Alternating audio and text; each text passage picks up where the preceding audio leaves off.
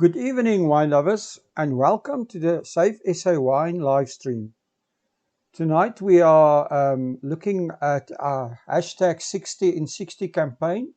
And as you guys who are on this morning know, we actually spoke to Erica Taylor, and Erica helped us with a featured, explaining a featured winery of the day, which was Vrede. As you know, we are featuring 60 wineries, one winery every day for the next 2 months, from the 28th of, from the 30th of August, which was today, until the 28th of October. And we are helping our producers by featuring one producer every day. And we would love it if you guys would support this initiative. Our featured producer for today is Vrede, and the picture you see here on the screen at the moment is the winemaker of Vrede, Coenie Snyman.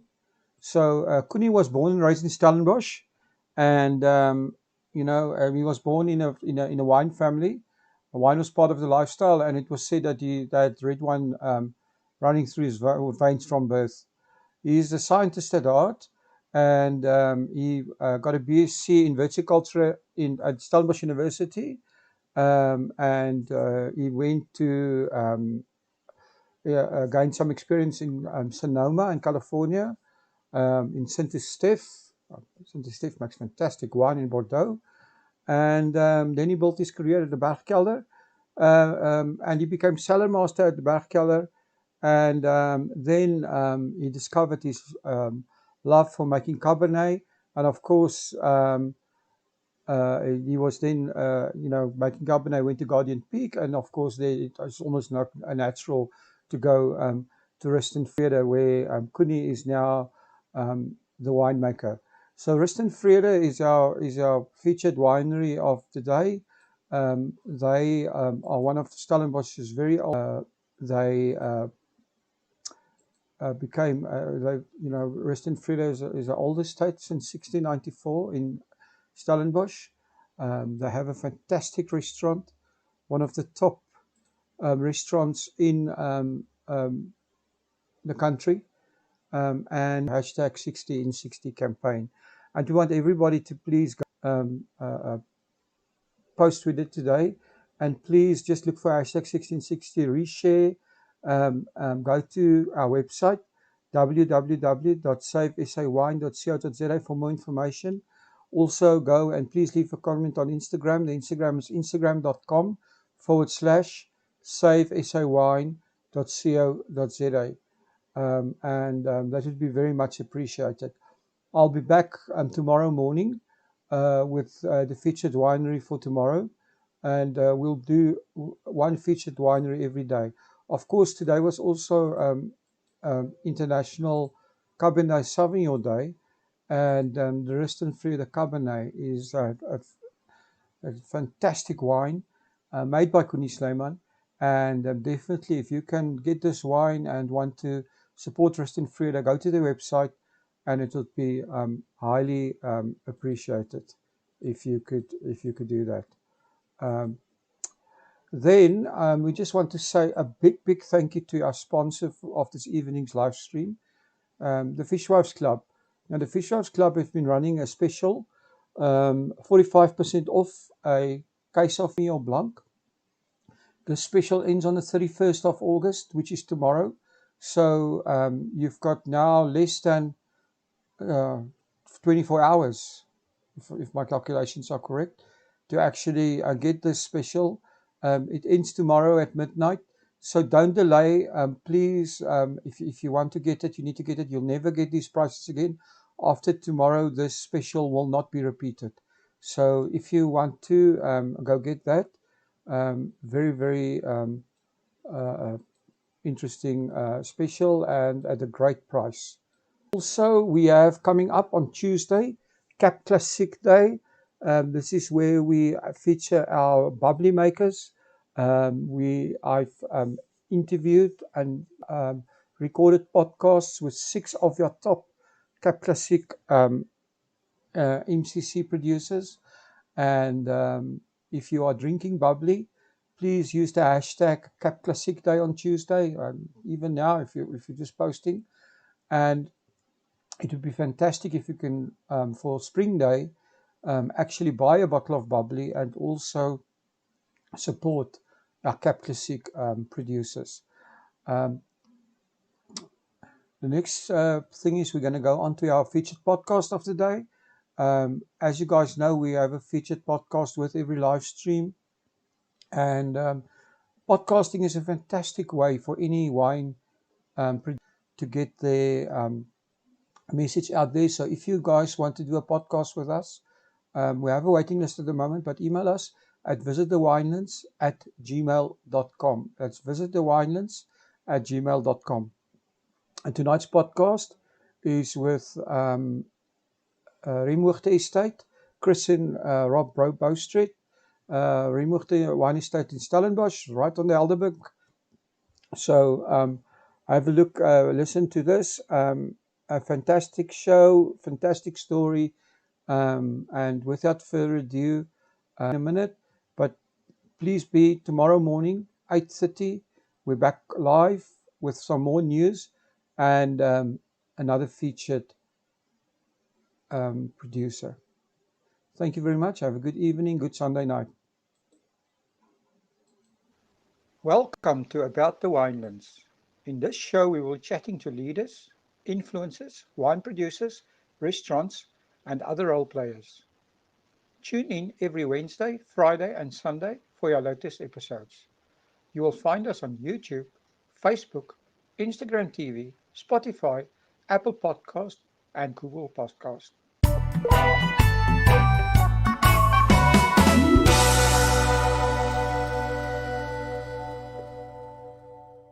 Before we start today's show, I just want to take the opportunity to say thank you to our sponsor, Lisa Loves Wines. Lisa also shared with me that she has a very special offer for our listeners. I'm not sure if our listeners are aware, but magnum-sized bottles are becoming very fashionable in Europe, and I personally think that South Africa will follow suit shortly. So as part of her Big is Beautiful campaign, Lisa will be offering a 20% discount on the Chronicle 1.5 liter from Remhoogte. This is a 1.5 liter Magnum, and I will ask the winemaker to give us a bit more information on this wine later in the show. This is a great deal. Father's Day is just around the corner, so I would suggest that you go grab this. We will leave the details and links on how to get this awesome offer inside the description. Now, on with today's show. Good day, everyone, and welcome back to About the Winelands. Today I'm talking to Rob and Chris Bowstreet from Remhoogte, a brother team. Welcome, guys, to About the Winelands. Thanks, Will. Thanks, Will. So I think our listeners will be really interested to hear how you guys as brothers ended up working together and how you managed to work together without killing each other. Good question. Okay, I'll just give you a bit of a background. So Chris and I, and our family, we're originally from Johannesburg. Our father was involved in construction. They're mainly developing lodges and that sort of thing, game lodges, but always very passionate about wine. And in 1993, him and my mom decided they wanted to make the move to the Western Cape and, actually get into the wine industry. And in 1994, they found a property end of 1993. And in April 1994, we moved down during the elections. Chris and I were young. I was 10, Chris was 12. So we grew up here in Stellenbosch. And that's how we arrived here. But we went to school here. After school, at Stellenbosch University. And then when I finished school, I went more the marketing route and ended up in the beer industry. So Chris, after traveling internationally in that, he came back in 2007, and then I came back in 2011. And then in terms of working together, I think, we're quite lucky that we both got very separate sides of the business and separate sort of interests in terms of Chris loves the vineyards and the winemaking side. He's obviously also very helpful with the sales side, but I prefer more the business marketing side and don't tend to get my hands dirty as often as Chris does. So I think that's important for us, is that we've each got very separate sides to the business, and although we, you know, as a family business, obviously we do help each other out a lot in each other's department, but we sort of we've interest in the business, really. Yeah, I think so. And then just to add to that, so just about Remwerkte itself, bought in 1994, as Rob mentioned, and moved down. But the farm's we still got the title deed from 1812, and it was going before that, but that's kind of a year when they gave out a lot of the title deeds to the area, and we actually the third family to own and live on the property. And then we're obviously me and Robert, obviously second generation. We took over from my dad on the farm itself. Interesting. Have the farm always been under vines, or did you guys start the winery? Or no, it's always been under vine. So we actually, a few years ago, a lady from Australia emailed us, and she was researching her family history. They were originally from South Africa. One of her ancestors was the constable, or the local police captain at Klapmuts, which is just down the road from us. And he was there from 1790 to 1792. And then on the records, it shows that after that, he made a living making wine it was then De Remwerkte. It's now just Remwerkte. So we know it was going from then, and they mentioned winemaking then, but when we took over, there was no winemaking happening. It was just growing, but vines have been here from the beginning. But obviously it's changed a little in that all the vines were planted kind of in the valleys and lower down, where since we've moved all the vines higher up, so up onto the slopes, looking for more exposed sites and sort of steeper slopes, better sites for vineyards. Well, that's interesting. So you guys actually were the first people to actually make your own wines. I assume before that it all went to a cooperative or something, the grapes. Exactly, yeah. So like a lot of the South African wine industry, you know, it was, especially in apartheid, it was very, everything, most of the stuff there was very few independent sellers. But yeah, my dad made the first wines here in 1995. So you have your wines are exciting. Can you tell us a bit about your wines, and also the free to be wines? What does that mean, and you know, how did it all start? Yeah, so I think first and foremost, we're passionate about being an estate. So from vineyard to bottle, we do on the property itself. So I mean, the Remwerkte range of wines are quite established. Obviously, my dad having started making them. I think myself and Rob, we've refined it a little in that we've cut one or two lines and sort of refined our portfolio. So we have 6 main wines that we produce now, which are, we do 2 Chenin Blancs. So Chenins are our main white focus under Remwerkte. And then we do a varietal pinotage, a varietal Merlot, then our Chronicle, which is a Cape blend, and then our reserve is our Sir Thomas Cullinan. So we've got 6 wines under the Remwerkte stable, which, as mentioned, you know, Remwerkte are quite established. We've been making it for a long time. We've got to stay consistent, and so people kind of know what to expect. Where Free to Be, we started about 3 years ago, 4 years ago now. The idea behind the Free to Be was to just allow a little bit of space in the cellar to be a little bit more creative, to try different techniques, maybe different varietals. So it's basically wines that are not under our Remwerkte, you know, they're not, they don't have to be as consistent as the Remwerkte wines. So we try and keep it in styles every year. So we do a red and a white every year, and there's no kind of recipe on what it is. But generally the reds, we try and make fresh, light, and, you know, really juicy, easy drinking reds. And then the whites, we've varied. We've done a skin ferment Chenin, Weisse Riesling more recently.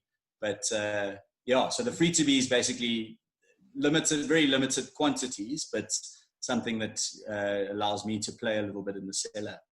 Well, that's interesting. Do you think that the actual market is also changing? Maybe, you know, a lot of people I talk to mention that millennials are changing our tastes a little bit. What is this part of the reason why you guys are experimenting? Yeah, definitely. I think the Vrede created an opportunity for us to create to make exciting wines that opened up possibly new outlets for us. High-end restaurants, something that sommeliers could really get excited about, skin ferment wines and interesting cultivars. So it's basically opened up a few doors. The Winemaker brand is very consistent and long running. And the Vrede is more of sort of a natural style of winemaking, and which is obviously on trend at the moment. And internationally, we found as well with our importers in the UK and the USA, there definitely is a market for a wine like the Vrede. There's a lot of excitement about really minimal interference, natural style winemaking, and interesting methods in the cellar as well. So that wine has opened up some doors for us in those markets. And I think, like you said, it tends to be the millennials. What is the situation with vegan wines and that whole issue? So I mean, vegan is basically no animal products. And as I'm sure you know, with wine, the additives or stuff that you're allowed to add would surprise most people. The number of the number of products you're able to add and where they come from is pretty scary. But I think one of our things from when my dad started was that we believe wine's made in the vineyard. So when it comes to cellar, we don't want to add anything and we don't want to take anything away. So we want what you taste in the bottle to be what comes from the vineyard. So we do across all of our wines, we have a sort of a minimal interference or intervention philosophy. So put a lot of work into the vineyards to getting the grapes right, bring them into the cellar, let them ferment, mature them, and then bottle them. So maybe just a little bit of sulfur before bottling, but everything's unfined, unfiltered, and just basically trying to keep our wines as authentic as possible. But vegan, I mean, so one of the main, especially in red wines and white wines, one of the main sort of animal derivative products is protein or albumin from eggs, so that they use for fining, specifically in reds. And fining obviously is removing some of the excess tannin, and it's kind of a rounding and sort of softening process in the wine. But obviously by adding that, it makes the wine not vegan. So it's a bit of a loaded kind of sort of subject, but I mean, we don't, because we don't add anything, we are sort of considered vegan. We're not just certified by anyone, but that's basically that. I think it's going to be an interesting space going forward. So you guys are also involved with craft beers. Can you tell us? That sounds like like also a bit of fun. Can you tell us about that? Yeah, so I think the craft beers came about. So I worked for SAB before I came to the business, and I left SAB in sort of middle of 2011 when craft beer was really starting to get onto the scene. I had a few outlets of mine in Cape Town that started delisting mainstream beers, and they were just listing the craft beers, and there weren't a lot around. Chris and I have always enjoyed complex, interesting beers, particularly Belgian style. And through friends of ours, we realized it is possible to make your own brewing setup. So we made a 50-liter setup. We started brewing some beer.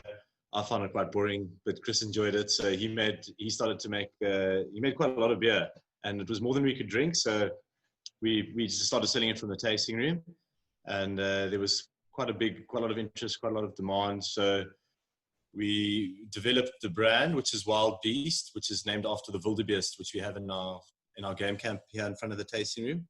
And we started selling out of the tasting room, like I said, and then there was interest from other regions. I had a friend who had a distribution company in Joburg. He wanted another guy in PE.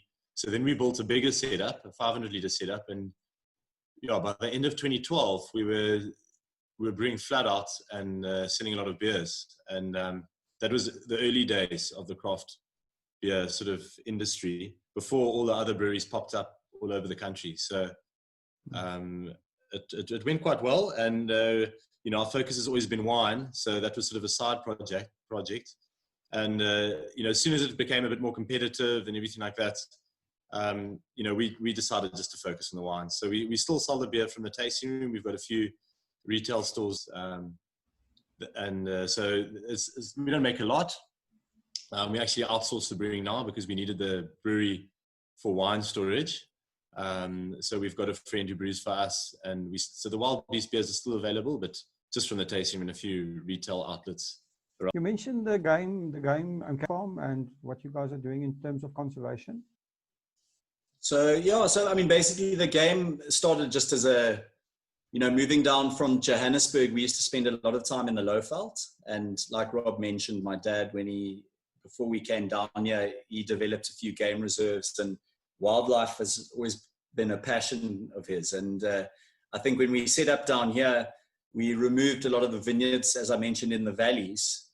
So the valleys were then standing open. So we've now put some springbok, wildebeest, zebra into camps in the valleys, and it's more just a fun, you know, fun to have around. They're kind of like pets. So it's area that we can't, or that we wouldn't really use for vineyards anymore because it wouldn't give us the quality we're looking for. We've now kind of dedicated to indigenous fauna and flora. So it's something interesting for visitors to have a look at. And it's just a fun thing for us to have around, you know, rather than having the land just standing open. We've put some wildlife on. So, yeah. Oh, that's interesting. So you mentioned Cullinan and the Cullinan diamond. I'd love to hear that. I think everybody would love to hear that story. Yeah, so that was, you know, it's a bit of our family history. So obviously that's why we wanted to give his name to the wine, to our reserve red. He came over with his parents it was the mid 1800s, and his dad started a transport company, and they were transporting obviously with ox wagons sort of up and down the coast, up into the Eastern Cape and that. And on one of the trips, his dad died quite soon after they started it. So Thomas Cullinan was quite young. He was our great-great-grandfather. He took over the business, but it was never really his passion. And he ended up, so he was about geology. And obviously at that time, he kind of started following a bit of the diamond rush and the gold rush, and went to Kimberley and got there too late, and then eventually ended up in Johannesburg. And he started a building company. So he was sort of out of any kind of mining or anything like that. And then he used to go out and sort of look for semi-precious stones and then polish. It was kind of his hobby, polish them up and sell them.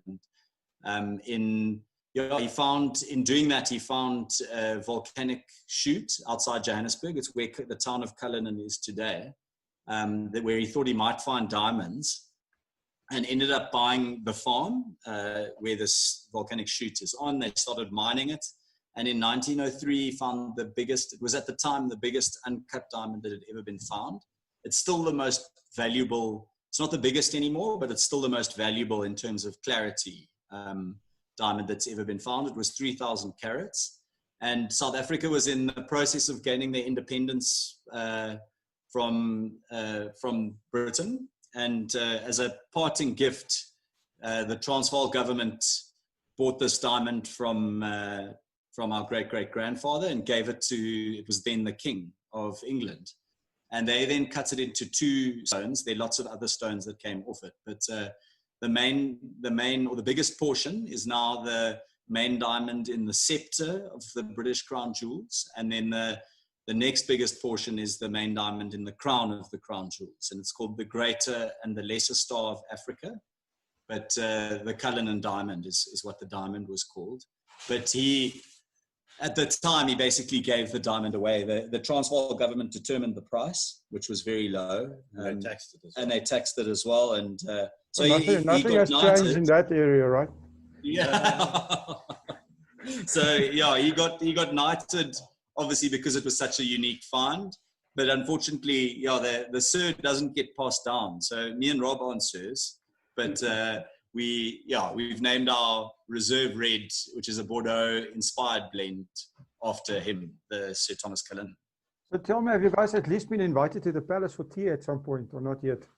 No, our grand's been my gran and her sister have had tea with the Queen over there, and then when she was out here, but we have not. I went to the Tower of London. I've been to go and see the crown jewels, and I told the guard that my great-great-grandfather found those, and he just told me to keep moving. So yeah, there's no no kind of relationship there still. Well, it's an amazing story, right? Unbelievable. Yeah, yeah.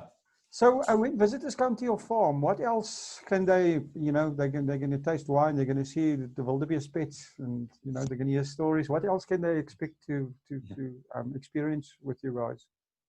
I think, obviously there's a lot of tasting rooms in Stellenbosch, and everyone needs to have like the unique offering or, some form of differentiation. So I think how we try to be different is that the tasting room is, although we're on a busy road, it's not an extremely busy tasting room. We're on quite a sharp bend and people often miss us. So we try and keep it very,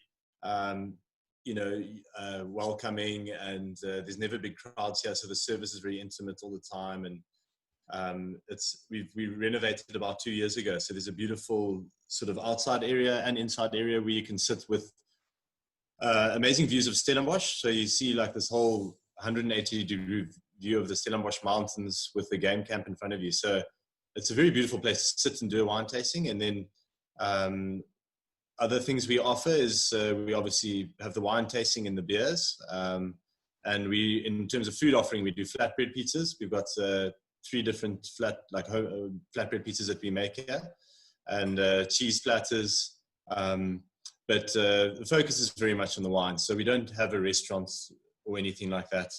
The idea is just to offer really special wine tastings where people can, enjoy the wines in beautiful scenery, with beautiful scenery. So back to the wine, where are most of your wines sold? Do you guys export? Yeah, so it's roughly 50-50. So in the past, it was more 80 export, 20 local. We've put a lot of focus on the local markets in the last few years to develop a stronger sort of footprint. And so now we had about 50-50. A large portion of our local sales are through the tasting room, probably about 30% of our local sales. And then obviously just the traditional wine markets like Gauteng and in the Western Cape, PE and the Garden Route. The Lowveld, we've got quite a good partner there who sells to the lodges, and a little bit in the KZN. Obviously now we've started an online shop which has done really well over the lockdown period, and then in exports we've got quite a few international partners. So we work from the US, UK, Belgium, Holland, Germany, Mexico, Singapore, Japan. A little bit to Mauritius, and then locally Botswana and Mozambique. So it's sort of all over, but I'd say the bulk of it is the US is our biggest market, and Europe, split between UK, Belgium, Holland, and Germany. Okay, interesting. You mentioned your online shop, and obviously, this whole coronavirus has really forced all of us, everyone has to rethink their business models. Do you guys have any other changes or ideas in mind? I think, through this, it's clear that direct sales are going to just get more and more popular. I mean, people wanting to buy directly from the seller in the comfort of their own homes, whether it's online or through other channels. But yeah, I think we have put more of a focus on our online shop, and we've had help from our sister with making sure that we're keeping active on social media over the lockdown period, just to not lose momentum. So I think going forward, the tasting room is important for us, but trade is still the most important. I mean, our wines, we really want them to be drunk in restaurants and where people can really experience them. And then once they have, follow that out and go and get it from retail stores. So we're not really at any of the big retailers. It's mainly the smaller independent wine shops and bottle stores. But going forward, I think everyone realizes that direct selling and online is important than it has been in the past. That's true. So what is the most important thing that you guys have learned from your wine journey? Yeah, that's a good question. I think, I suppose, you know, we haven't been in it for that long. So I've been on the farm for 13 years, which I suppose is actually quite a long time. But I think just to stick at it and be consistent. I think, you know, we're talking to a French friend of my dad's when we had just started, and he said, you know, the wine industry is only tough for the first 100 years, and then it gets much easier, you know.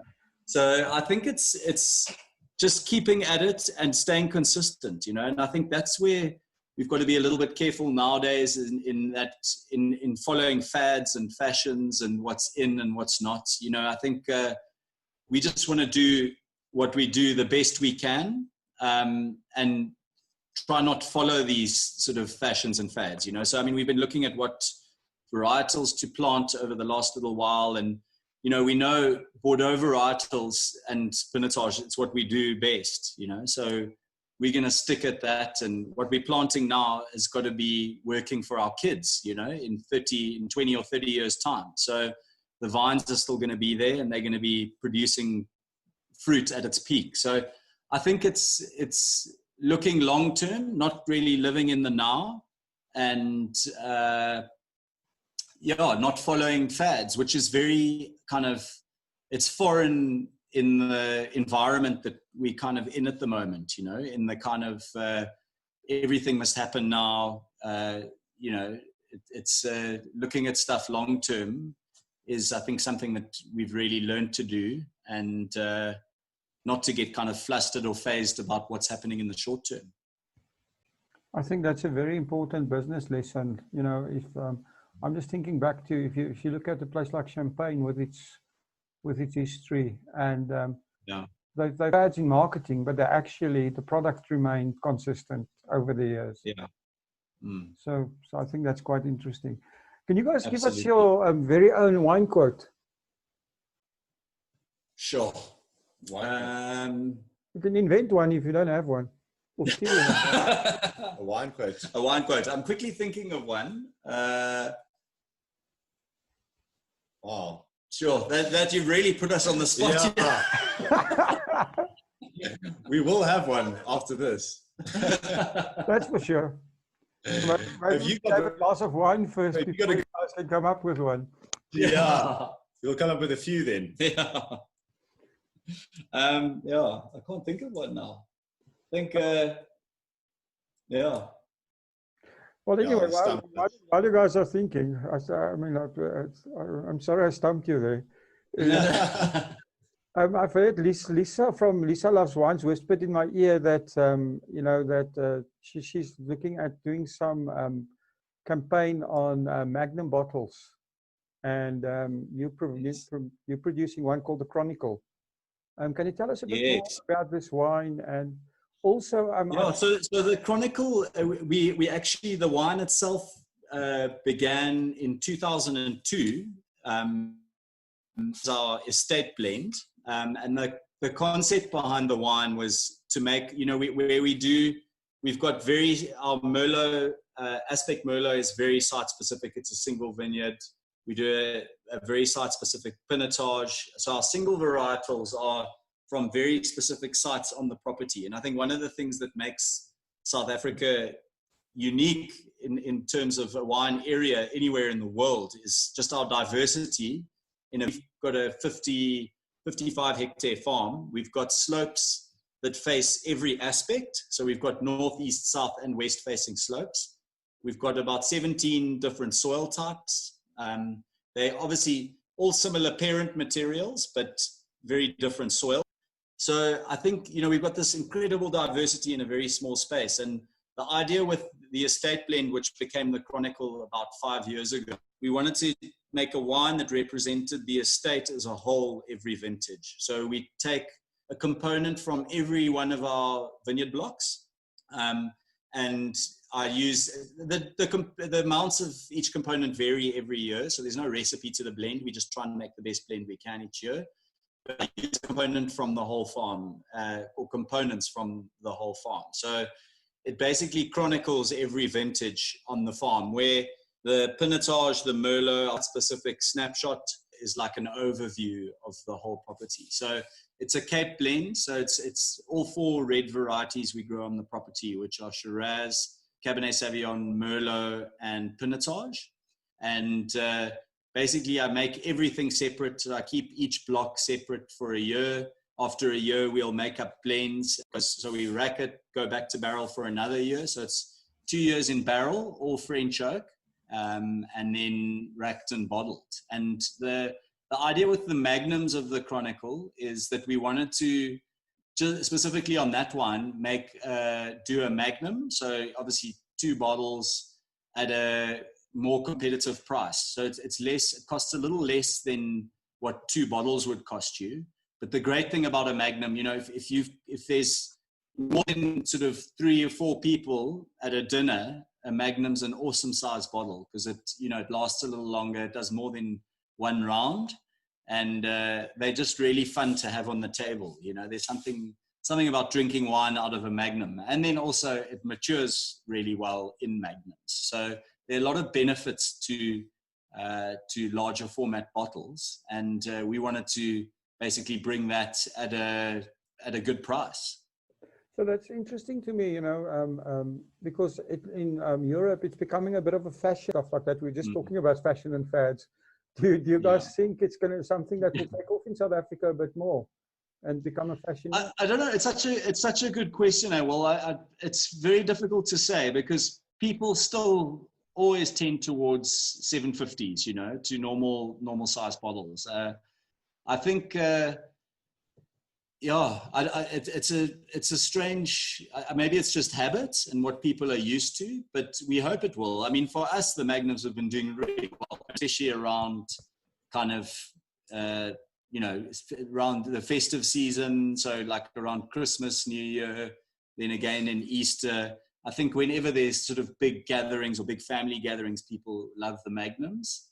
But general everyday wine shopping, I mean, I think it'll always be 750s. But, you know, I mean, the other thing, the magnums they're big to carry. They, you know, to fit in a fridge, they don't fit as easily. So I think hopefully it's something that takes off, but I don't think it'll ever overtake 750s. Yeah, I think. Well, at the moment, there is something coming up where magnums could be a little bit of gift, and that's Father's Day, right? Is soon. Yes, absolutely. So anybody listening should go grab a magnum from you guys for Father's Day. I think it's a fantastic gift. Yeah. Cool. So guys, when how do people, if people want to get hold of you, how do they get hold of you guys? How do they buy your wines? What is the way? The best would be through our website, which is www.remhoogte.co.za. We've got all our contact information on there, and info. There's tasting notes on each of the wines, a bit of information about our accommodation and our tasting room. So that's got all the basic information. Otherwise, anything more, they can contact us directly. So email addresses and contact numbers are on the websites as well. Otherwise, Instagram, we Winemaker Wine Estate, and the same on Facebook, which is a good way just to see what we're up to as well. And then also just to add to that, I think we've got a YouTube channel. So if you just YouTube Winemaker or Winemaker Wines, we've got tasting notes. I've sort of gone through every one of our wines. So if you're drinking one of our wines and you want to know a little bit more about it, have a look at that. They are also on our website, but you can check those videos out. So I think Rob's pretty covered everything. Yeah, the YouTube one is great because Chris has done a tasting video on the opportunity to get a detailed tasting by Chris on the YouTube channel. That's amazing. I mean, I think that is also a way forward, right? To get that information and awareness about your wines and stuff out on platforms like YouTube is absolutely awesome. Yeah. Guys, it's been such a pleasure to. Yeah, sorry. A result of this whole lockdown, you know, just trying to be more like I usually. So Rob generally does Europe and the East, and then I do the US twice a year, and it doesn't look like those trips are going to happen this year. So we started it for them, you know, to do basically have videos where they are doing tastings, And we've had good feedback just from the general public. So it's a cool thing to check out when you're tasting one of our wines, is to actually have a look at the tasting itself. Well, that's awesome. Guys, it's been such a pleasure talking to you. I mean, it's been very interesting. Thanks. I know you guys are busy. So thank you very much for spending the time. And good luck with everything. And hopefully we will be back to normal before we know it. Thanks, Will. Thanks for your time as well. It's been great to tell you a bit about Winemaker. Yeah, thanks, Will. Thank you for listening to today's show. Just a quick reminder that you can get that 1.5. So hurry and get in touch with Lisa at Lisa's Loves Wines. The link is in the description. This is, like I said before, the perfect Father's Day gift.